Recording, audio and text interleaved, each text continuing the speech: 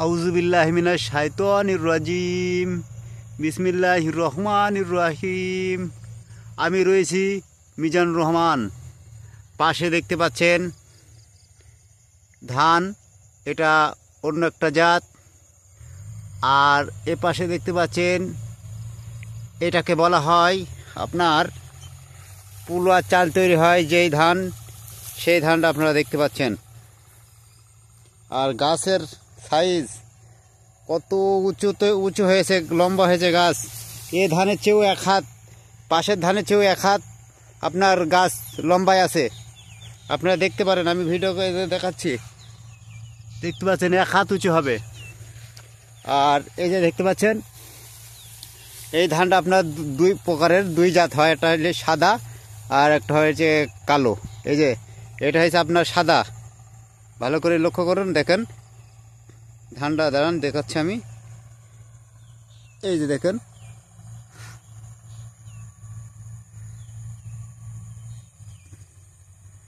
এই যেন এটা সাদা আর এটা হলে কালো। এই হলে আপনার সেন্ট, অতিরিক্ত সেন্ট করছে এখানে, যেটাকে আপনার পুলুয়া চাল বা বলা হয়, তৈরি করা হয় এই ধান দিয়ে। বেশি না, ওই আপনার 2 কাঠা মতো লাগানো হয়েছে, মানে নিজে খাওয়ার জন্য। আপনারা দেখুন। আর এই ধানের যে একটা সেন্ট, এই ধানের, এই যে দেখতে পাচ্ছেন, এই ধানের একটা সুগন্ধি আছে, মানে সেন্ট আছে।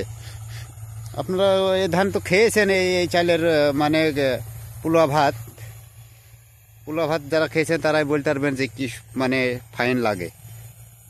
মাশাআল্লাহ, এবছরে ভালোই আপনার ফলন দেবে আশা করা যায়। আর এই জাতের এই ধানের বীজ আমরা যেটা আপনাদের লাগে, তাহলে অবশ্যই আপনারা আমাদের কমেন্ট বক্সে যোগাযোগ করবেন, আমরা দেওয়ার চেষ্টা করব। এই যে দেখুন কি পরিমাণে ফলন হয়েছে, গাছও খুবই লম্বা হয়। তো আমি এই 2-একটা কথা বলি না, আবার কপিরাইট হতে পারে, কারণ মানুষ ভিডিওর ভেতরে যদি মানুষ না থাকে তাহলে সেই ভিডিওটা স্প্যানিং বা কপিরাইট ধরতে পারে, এবং তাদের মানে ইউটিউবের থেকে আমাদের অনেক কিছুই হইতে পারে।